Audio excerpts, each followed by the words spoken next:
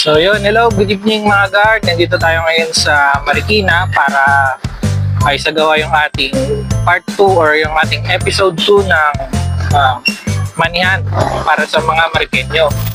So kung si Rian Ramos nga is meron siyang Where in Manila, tayo ay meron tayong Where in Marikina. So abangan nyo guard kung saan kilalapag yung ating sobre na may lumang pera para hanapin ang ating mga money hunters.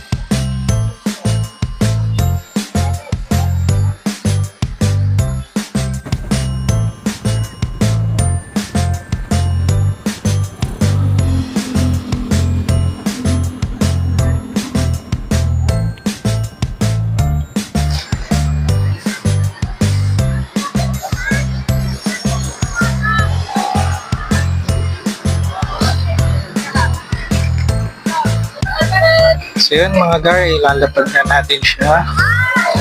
And